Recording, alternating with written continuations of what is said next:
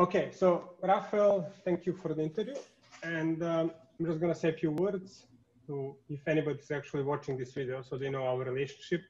We know each other for 20 years. We are both artists. You know, I'm an artist as well, not full-time. I'm not as dedicated as you, but I consider myself an artist, but you're a full-time artist. We've been together in an art group, NIN, a while ago, and we stayed in touch and we discussed art and creativity, you know, regularly. You live in New York, and so I'm really eager to talk to you about, you know, general creativity and art and how you get your ideas and how they change over time.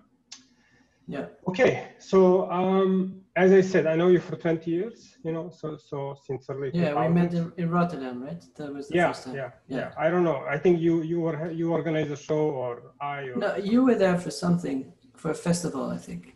And you were kind of sick. With Edward from yeah, and you were a bit sick, but you always had an affinity for Rotterdam. I love Rotterdam, yeah. It's great. Yeah. It's not as touristy as Amsterdam. Yeah. And bigger than Utrecht. What more can you ask for? Yeah, that's it. That's the perfect no, I remember our relationship, the way I would describe our relationship is we were walking around where I used to live in Amsterdam. And first we saw a guy who just burped very loud on the street, and then someone farted very loud, and you said, "I love this country." Yeah, well, that's pretty much every country in the world. That's the human condition. I haven't been to a country where they don't do that. I don't know, but some countries are more open about this stuff. Yeah. Well, I love Dutch, but I love all the people. So. Yeah. But anyway, so we met 20 years ago. So, and I've been following your art, and funny you mentioned the farts, because one of your first artworks is the finger, you know, pulling, you know, someone pulling the finger, and meaning that's how your art started, and now it's quite abstract, and it's very, as you call it, figurative abstract. So you went from something which is kind of a teenage provocation, which I also like. I don't see it in any bad way, and it was very, very literal and a little bit sarcastic.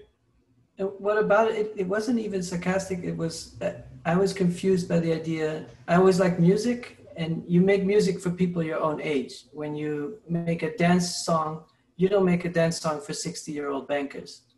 So you're 16, you're not thinking about Joseph Beuys and Marcel Duchamp. You're 16, so you want to get laid and have fun and whatever.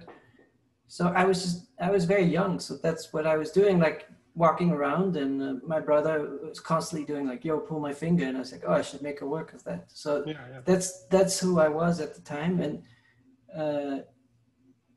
I made that work also because Miltos invited me for a show.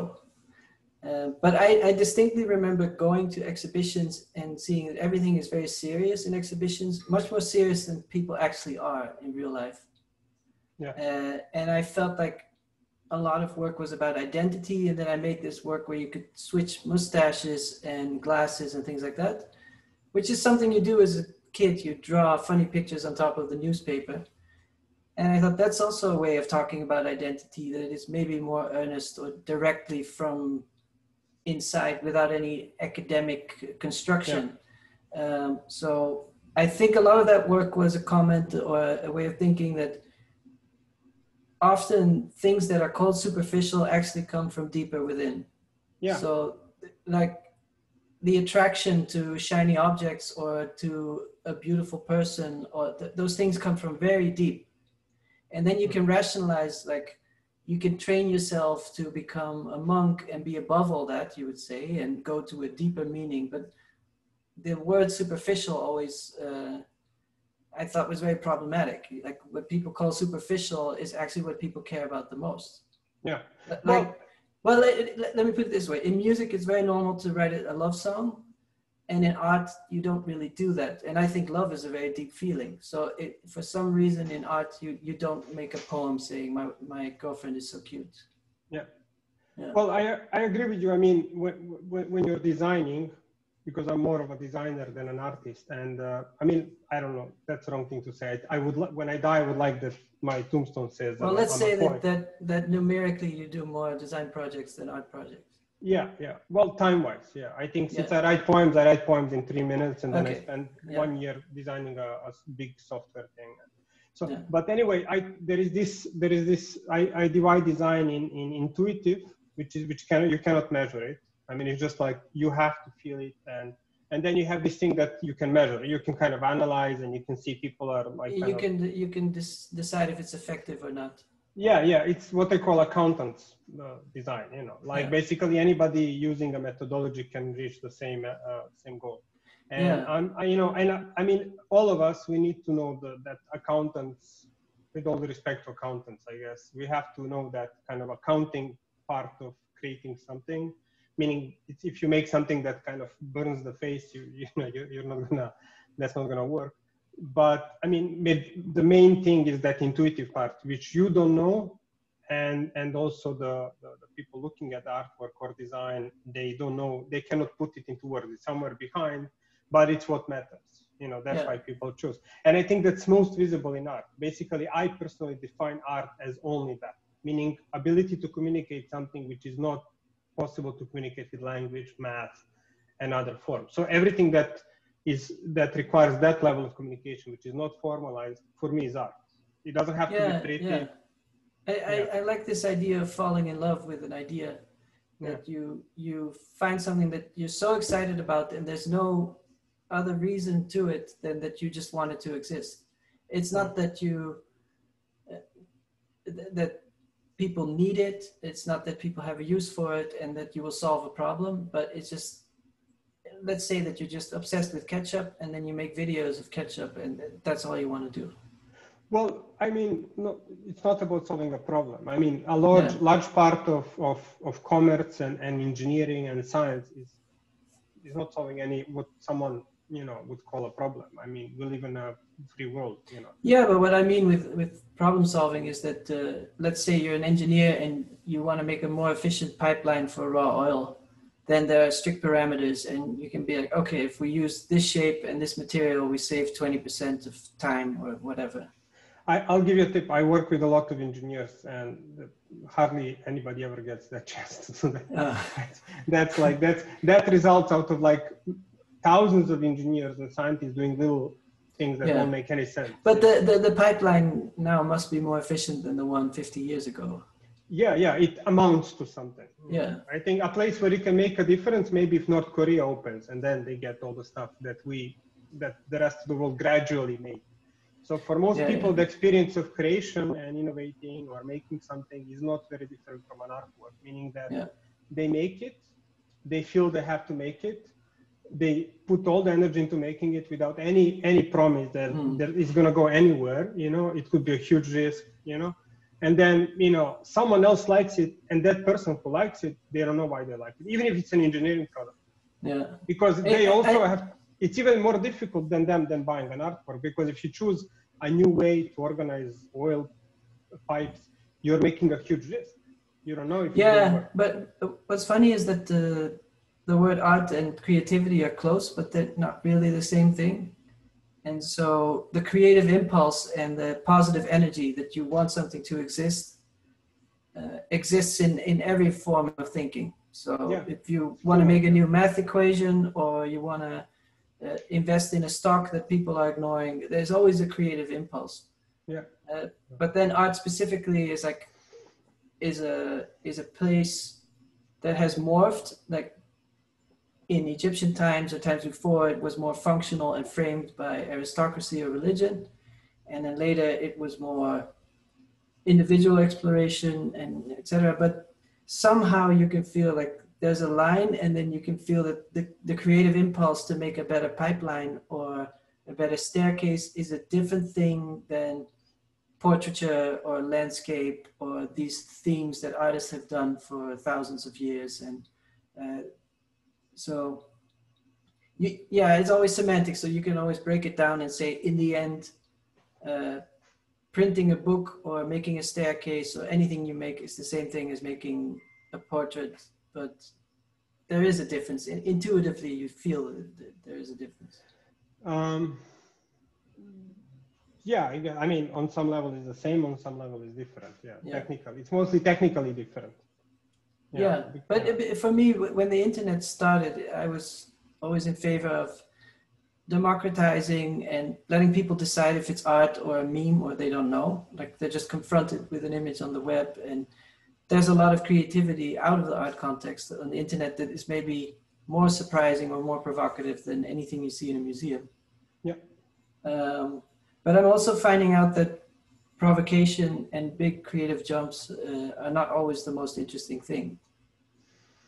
You have to try. But I just want to tell, I don't know, to our possible audience, you know, it's just that I mean, they have to understand that your artworks per year, I mean, you get like 50 million visits, you know, and as far as I remember, those people stay up to a minute. So these are not errors, meaning you have maybe 100 websites. Each of those websites, it's completely abstract. There is no explanation. There is nothing. It's just an experience that you created. A lot of these experiences are completely, you know, not figurative. You know, they're just like geometric shapes and colors. And a million people a week visit this and stay up to a minute, you know, enjoying it. Average a minute, you know. So some people leave it on like a whole day, and some people leave quickly. But average a minute is a lot. So especially for this. So I mean, this is more than most museums. You know, I mean, I don't know how much Uffizi, you know, gets. You know, if they get 50 million visits or Louvre, 50 million visits. You know, and let me check. You know, I'm online. I can check. Well, they also have a lot of web visits. So, but that's not the actual exhibition. Mm-hmm. Let me just see Uffizi visits and see how quick I can, you know, or most visited museums, you know. And I think that's very interesting because people. But what's funny is 2 million. So what you do in 2 weeks. This is what the entire Uffizi gets. Yeah. And I mean, you cannot experience what's in Uffizi unless you're there. And I can experience your. I mean, this is not a competition, but I mean, definitely this is an extremely important fact because you know someone who is talking about your work.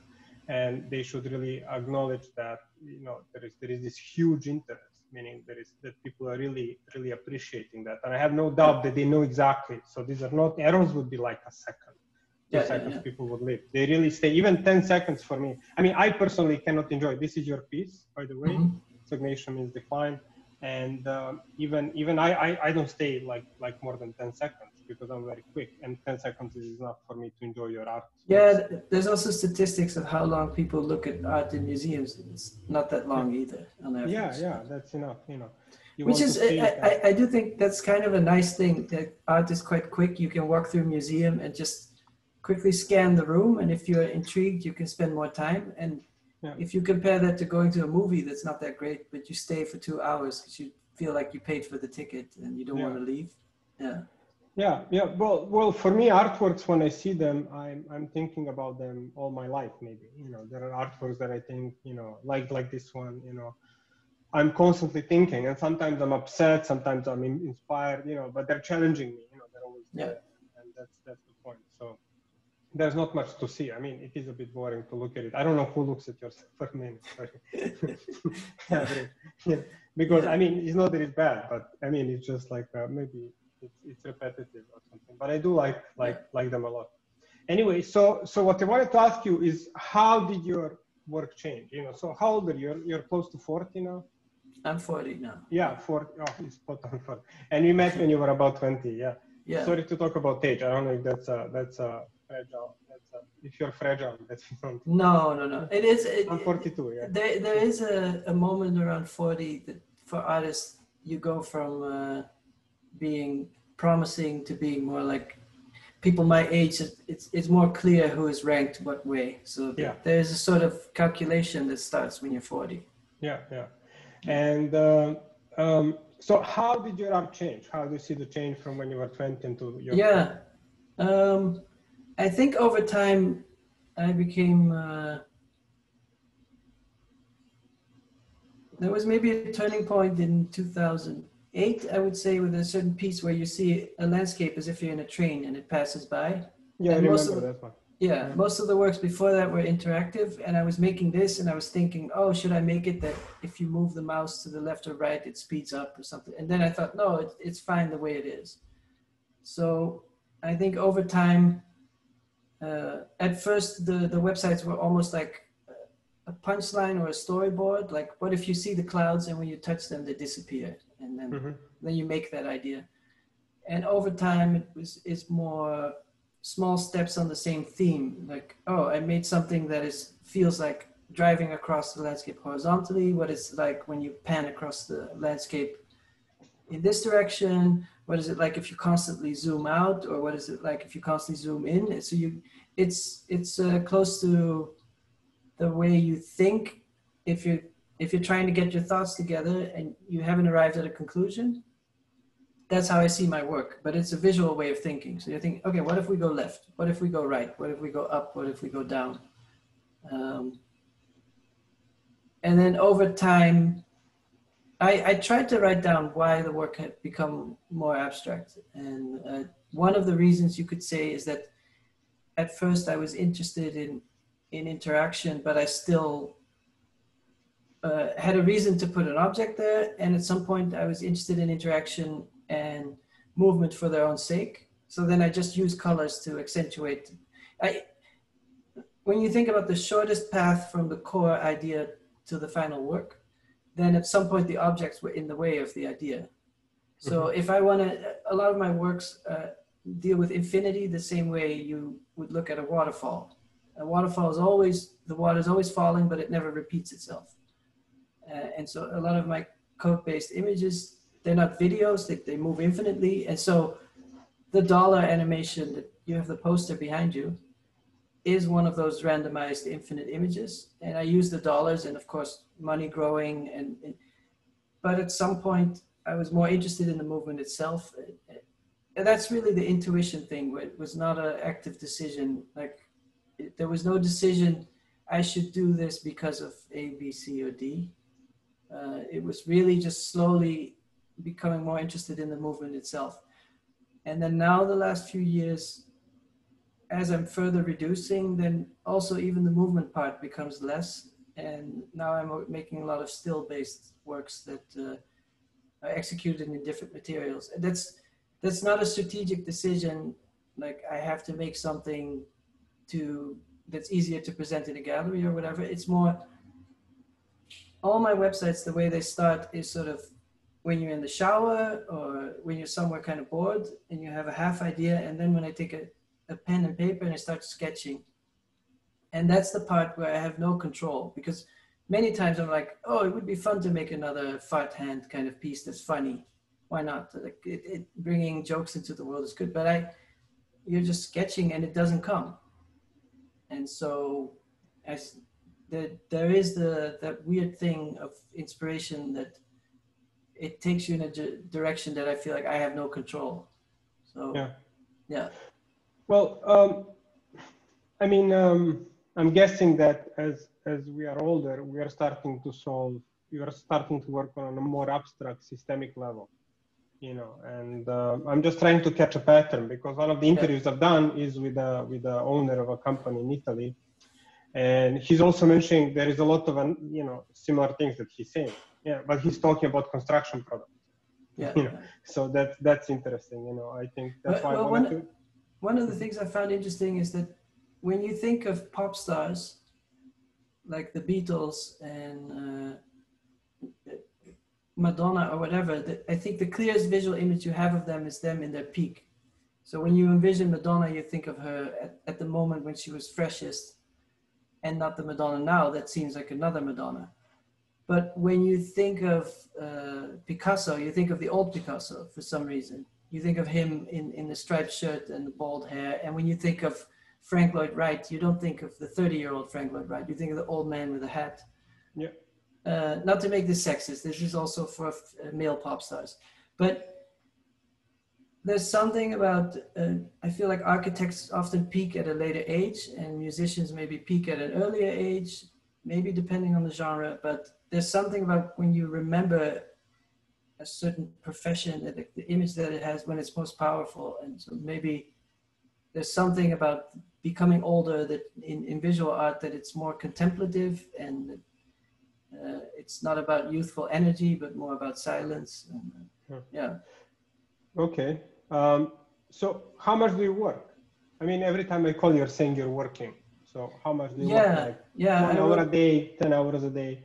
I wrote in haiku, it's never working, never not working. So it's but physically working, like sketching. Yeah, it's very hard to say because the sketching is like 10 minutes here, and then I go wash the dishes, and then another 10 minutes, and then a lot of emails in between. But then you're also looking at YouTube, and I always tell people I work 1 hour a day, but I'm kind of working constantly. But it doesn't feel like work because I'm also shopping. Like you're looking at different jeans and buying some shoes, and then you finish a website. So it's, yeah, but I do notice I work more than I thought I did.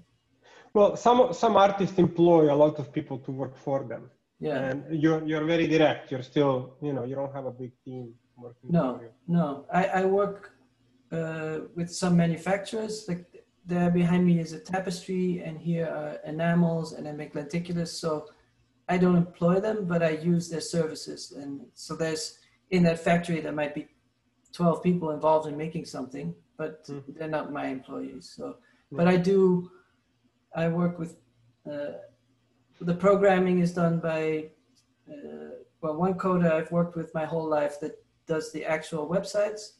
And then I've made some apps with other coders. And almost everything I do is executed by others, but they're not employed. So the organization is very, I think there are management terms for it, where I'm not vertically integrated. Yeah. You're not like Andy Warhol when he had a factory or... Yeah, which is an important question for a lot of people, because even as Andy Warhol was stressing, like repeating things, mechanically produced, unpersonal, now the collectors want the ones with the most mistakes in the texture, and what they call the juice. So they want the juiciest version of that. There might be 100 of them, but one of them has the thickest ink, and then that's what they want. Yeah. Okay. Well, also I was asking because we mentioned Picasso. Now Picasso has some crazy statistics, like 3 paintings a day or some crazy stuff like that. I remember actually at the festival where we met that Edward for Lindheim organized, Peter Greenaway, the film director, was on stage, And now you reminded me. I remember that Edward asked me, like, do you want to go on stage with Greenaway? And I said, let's see, because I was in the front row. And Peter Greenaway was on the stage, and he started talking like this. I made like 20 movies, 10,000 paintings, 1 million poems, 50 books. And I was like, Edward, I made like one website. I'm not going to go. Can I skip this? I was really, I remember that moment is really being intimidated. I'm very sorry I didn't go on stage with him because I love his movies. Yeah. But I felt like a little bit, but he was older. Yeah, he was, I don't know. What's your favorite movie of his? Well, the Thief, the Cook, the etc. Yeah. The Wife. I tried to watch that one, and I skipped after 30 minutes or something. Yeah, it's hard. It's very difficult to watch. Also the one with Ewan McGregor, with Japan and the notes tattooed on the body. That's very weird movie. And those are the 2 ones I watched several times. But yeah, very difficult films. Anyway, so when you're designing something, I use the word design, creating. Yeah, it's fine. Design is an Italian word for drawing, so kind of. Yeah, disegnare. Yeah.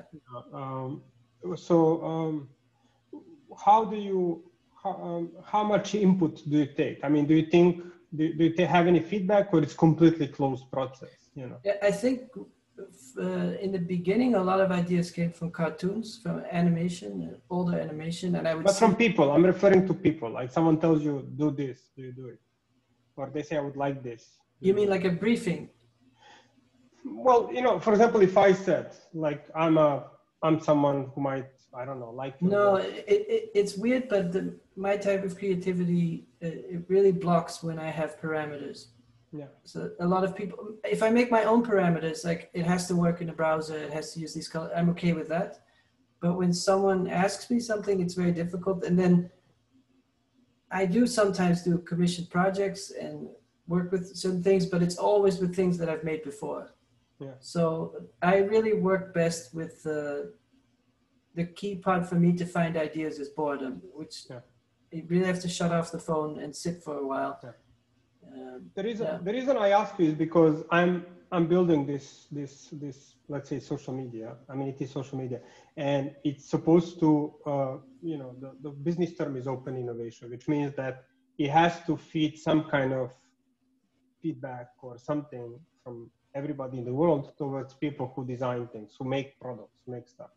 And one of the blocks that I saw that analyzing that creative process is that most people who create, including myself, we don't like to be told. As soon as we are told do something, there is a big defense against it. It's like an aggression, But so the way I designed this is that it should be something like Twitter, because I get a lot of inspiration from Twitter and YouTube or Instagram, where it's very passive and I can just go through it. And I don't feel like I'm being told to do something, but I'm just like, going through it. There is no formality. As far as finding things or putting things on social media? Well, just how do ideas? I mean, creativity is a black box. Nobody knows. I mean, I'm talking to some psychologists, I think, in a few weeks, so that's going to be very interesting. But basically, it's a black box. Nobody knows what happens. So, but there is some kind of an input, and there is obviously an output. Be it a product, a painting, or food, whatever. Something. So that input is very interesting. There is an input. There is something coming in, and that's the thing that is coming in, because people, especially the older they are, people who create, they really love that freedom, because also creative people are that kind of start their own enterprise are in general, they like to be free, So I'm just wondering how I can direct that input. Have you ever felt directed? Because mostly we don't notice that. We don't like to be obviously directed. I think one of the roles that's interesting is either if someone has an idea already that they're not sure about, and someone else is excited about the idea and helps produce it, that can feel positive. Yeah. So let's say that you have a half movie idea and someone is like, that sounds great, let's do it.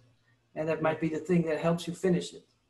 So I think when someone has an impulse and you help them finish it, that's a way. And another way is editing, when someone has made so many things and doesn't know what to do with it. And then editing can be a role that's helpful. Yeah. But how are you inspired? Like you said, you're looking at YouTube, you're just interacting, chatting, emailing. Yeah, I think more and more the way I work is think about the previous works and then think of small steps on top of that. Sometimes seeing exhibitions, seeing work of other artists, but for example, I watch a lot of movies, but they don't seep into my work that much. And are you competitive? Do you compete? Does competition inspire? Yeah, it does in the way of thinking about the exhibition. I don't think I feel competitive in the works, the pieces themselves so much, but more in the presentation and the balance between the works and how to use the space. And who inspired you? Who you were competing last? Well, for example, we both know Austin Lee. And do you feel I don't see competition as a negative thing. Meaning, no, when I say competition, I mean, you see someone pushing something, you're like, wow, this is great. Yeah. And then obviously, especially if someone can handle a really big room, for example. And Austin, you saw that exhibition at Deitch. He did that in 6 months without any financial support. So he filled, it's a huge room to fill. Yeah. Very beautiful. Yeah. And so that idea of space, and I think it's not individual artists, but it's maybe the spirit of New York, where there's a lot of big exhibitions and you're like, I want to participate. And at the same time now I'm making smaller works also because I think the art ecosystem has grown so much that it makes everybody hungry to make a spectacle, and it might not be the best idea for my personality. So I also react to it thinking, wow, that's amazing. They made these things that cost so much to make and they're so impressive. But at the same time, oh, maybe I could make something that's as small as a piece of paper and it's just as interesting. I just want to make a note for the audience that you had your artworks projected on Times Square. Yeah. On most monitors, and your artwork was the biggest projection in the world in Seoul, I think. Yeah. So just to know, so when you're talking that was pieces one of the paper. that was definitely websites seem like a modest medium, that there's not a lot of budget needed, and you can watch it on your smartwatch, so it's tiny, but you can also project it on the building. Yeah. Yeah. Okay. It has a flexibility that not many other art mediums. I talked about this with Austin, because I complain sometimes that in exhibitions, websites are kind of hard because you have to darken the room to project it, and then it doesn't connect with the other works in the room, and etc. But then he's like, yeah, but your works you can project on a building. My paintings, you can't just stretch them out. So, yeah. But that kind of rivalry or brotherhood or companionship, it's very, there's something about being around other artists that you don't have to make the same work, and sometimes you don't even like each other's work, but I think it's the same for athletes or scientists, that being around your peers, even if it's a different subject, it gives you energy. Well, in sports, it is almost impossible to progress unless you go and join a group that's highly competitive, you know. Didn't work for me. I overtrained myself. When I went to train with the top guys, I was really making a fool of myself because I was not to that level. But definitely, if I had someone who wants to go to the top level, they need to join a group. You know, running is like Kenya something, and then the coach is important. Yeah, but it's obviously the coach depends. Yeah, so for some people, it's extremely. I think for a lot of artists, the gallery kind of is the role of a coach. Yeah. Sports is very strange because when you're coaching someone, I work as a coach on the side. I enjoy sports. You tell someone what to do every day. It's so controlled. Like if you write a plan for someone for 1 hour on Monday, every minute is controlled. Exactly what they're doing. And in business that's impossible. I mean, I don't know how much galleries can do that. I like the Gordon Ramsay show where in the Kitchen Nightmares or whatever it's called, and the restaurant is doing something that's obviously wrong, like they're microwaving chicken or something, and he goes in there and he tells them exactly what they're doing wrong, and they always have an excuse and they don't want to change. But the business is failing, but they're still like, no, microwave is fine. My grandfather told me it's fine, and blah blah blah. Yeah. Well, that's another thing. Yeah, the resistance to coaching. Yeah. I think that Ramsey is a TV personality more than, I don't know. I mean, he's a chef, but a TV person. I think the producers select people who are not agreeable, and probably low in IQ as well, So it's kind of manipulative. Yeah, they all seem a bit weird, So I mean, he's doing the same thing on TikTok now. He's asking. No, but I do think there is something to also a lot of people are stubborn because in a way being stubborn, to your question of creativity, sometimes you're making something and nobody knows why would you need a cell phone? Like I have a phone at home. I don't want people to call me all day. Like there's in the Netherlands, there was a TV show where they filmed people in the 90s and they asked them, would you want a cell phone? And everybody's like, no, some beeping device in my pocket. No, I just want to be left alone. And so sometimes you're making something and you have to be stubborn, but it's very hard to know when you're being stubborn and self-destructive or when you're being stubborn and you're right. Like, also art historically, there are examples of people who persisted in an idea that was too new and the world wasn't ready and they were stubborn and they were right 50 years later. Like people are like, yeah, that was a good, interesting pursuit. But at the time people are like, that looks like shit. Yeah. Who's your favorite artist? I'll name a few, I guess, but I'm trying to think of one that's not too obvious, but I really like Vermeer, the Dutch painter. I like the quietness in those works. And I like Agnes Martin. And I like a lot of works that have a sense of quietness. Let's see. Agnes Martin, I don't know. Yeah. Oh, okay. I think I saw the artworks, yeah. But those are paintings that don't really translate well to documentation. Yeah. I could list a bunch, but I don't know if it's better to pick one or to pick a bunch. No, whatever you think, or favorite artwork. Yeah. Well, one artwork I recently discussed it in a magazine is this Erased de Kooning drawing by Robert Rauschenberg. So Robert Rauschenberg was kind of between abstract expressionism and pop art. So he's a bit older than the pop artist and a bit younger than the abstract expressionist. And Willem de Kooning was the big guy at the time, the big painter, the star. And he wanted to make a work that was the idea of removing a work, because creativity is always about inventing something, not about deleting something. Mm-hmm. So he went to Willem de Kooning's studio. He knew where he was. He walked over and he was a bit nervous. So he said, oh, I hope he's not there. And then that will be the work, be a conceptual gesture. But he was home and he's like, come in. And he was excited to talk to a young artist that he was happy to talk. He's like, yeah, I don't know if I agree with this idea of deleting something, but I'll participate. So I'll give you a drawing that's very hard to erase. So it was a drawing, the way de Kooning just violently draws with a thick pencil.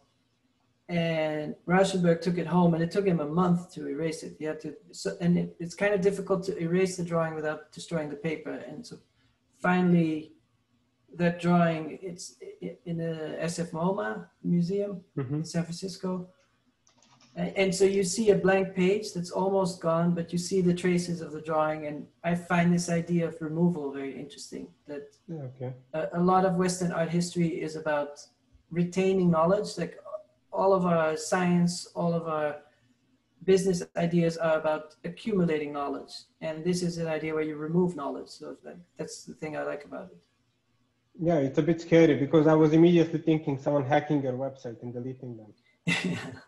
Yeah, because that's immediately in my mind. And but there is a problem that I don't know how much digital artworks are going to survive, but that's I'm in the process now of the first maybe 40% of my websites were in Flash, and they're really deprecating it end of this year, so we're almost done. We still have to do 5 more or something. So cool. But what's funny about it, people have a fear of digital art disappearing, but in a way, the work can exist in multitudes and copies, and so in a way it's more robust than physical works. Because if a warehouse with art burns down, the stuff is really gone. Yeah, people obsess over it. I mean, once there's a bad photo of you on the internet, you can't remove it. I guess if you're important enough, then people are going to preserve it. I think that's kind of a thing. If people like it, they're going to keep it. If they don't like it, they're gonna forget it. Yeah. But people find rare music and rare video games and recode them, and how much more time do you have? Maybe 10 minutes. Oh, okay. So we both like David Lynch. Yeah. And you kind of look like David Lynch. You always tell me that. Yeah. Before David Lynch started smoking, which I hate that he smokes. I don't know if he smokes a lot, I think. When he was so what do you think about David Lynch? That's one of those things where I'm not competitive with him. I'm not making movies or whatever, but sometimes you see it and you're like, I'll never make anything that good, and it's just this overwhelming feeling of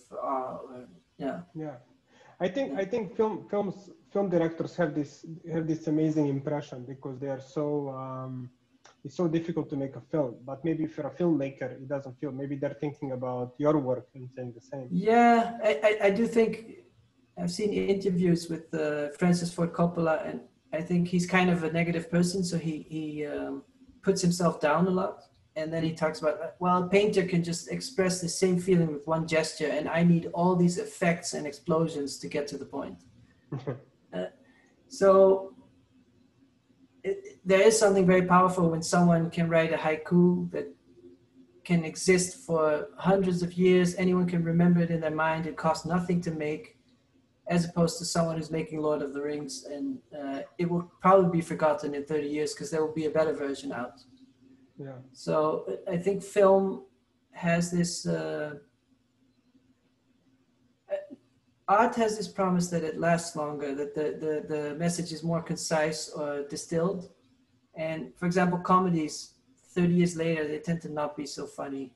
Yeah. Maybe some things, but it's hard comparing mediums. But David Lynch in particular has this quality that it's not that he's trying to hurt people by showing negativity, but he's bringing out something that we all feel. So he's not pointing the finger at what's bad, but he's showing the darkness that's in everybody. And I think that's why we both connect to it, because it's being honest. Like a human is not all. Most movies are like there's a bad guy, there's a good guy, and the good guy wins. And Yeah, he's a surrealist, but still in Hollywood. yeah, yeah, and that's it. In a way, yeah. Imagining someone making a crazy painting is not doesn't seem that difficult, but to work through the film system and collaborate with 100 people. Yeah. That's rare. That's what impresses me, is that he's so. Yeah, and then he can even do a TV show that is actually. The best TV show ever, almost. Yeah. Twin Peaks. Everybody loves it. Yeah, and but it has a great sense of humor. Having a great sense of humor helps. One of the things that YouTube has changed is that you can see a lot of interviews with artists, and you see the person behind the work. And some people, you see the person behind the work and you like the work less.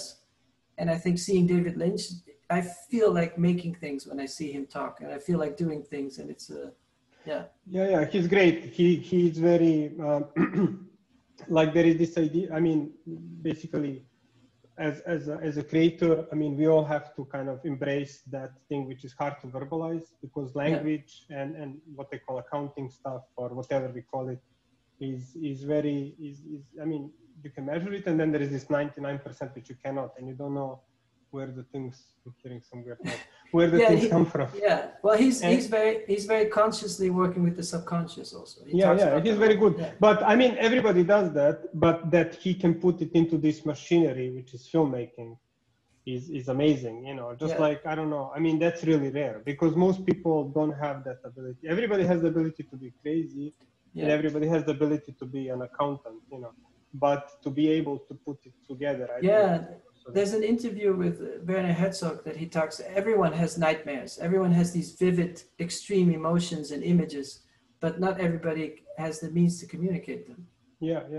Well, there is another thing I wanted to ask, is because I noticed through my life, and I know what's falling. It's actually the Austin Lee's painting, because I broke the frame and it's moving slowly. So it's gonna fall.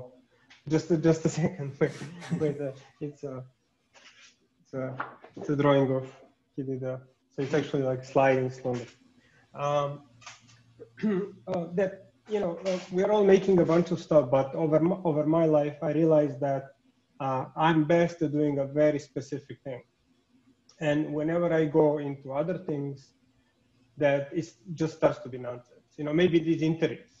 I mean, I'm not able. I will probably not be able to make an interview like a professional, proper interview. I can make a software system or an online experience, not like yours, but I'm always dealing with some kind of interaction and data, and I can write a poem. And that's what I, at least in my arrogance, think that I'm good at. But that's where I'm closest to what is most accepted, and people feel it's good, and they can use it, and it makes them feel comfortable. It's also trial and error, that you make a bunch of things that you just feel, some things feel more powerful. Yeah. But when I do other stuff, it just seems ridiculous. Meaning my craziness is either too much or too little. It's too much accounting and trying to fake it. Meaning accounting is kind of faking design, or it's all over the place. So it's like completely crazy, which is kind of, maybe my YouTube videos, I use them as kind of this video as well. They start to be too crazy, and I'm not able to channel that into something that's going to work with for billions or millions. So I guess you find your medium, and like David Lynch is doing a lot of things, but his films are something that I think 100 million people can enjoy. But I think he's a clear example where the paintings themselves maybe are not as interesting as paintings, but then when you see how he used it in film, it was very necessary for him to make those paintings. And his songs are not the best, but then the sound design of his movies is incredible. And because he spent so much time in the studio experimenting with instruments, he can make a more specific soundtrack for a film than most other filmmakers, because they're not so deep in the music and not so deep in the audio. That's a good point. So the craziness in some things is just out of the place, but you need to let it out, and then when you're doing but there's also getting familiar with materials is very important. Cool. Well, I think I asked you everything that I wanted. I mean, you told me much more. Do you have any questions for me? No, I think, we talk often, so there will always be questions. Oh, okay. Nobody asked me any questions. I have to pay someone to pretend they want to interview. Yeah. Okay. Cool. All right. Well, thank you very much. Yeah. Okay. Ciao. Bye.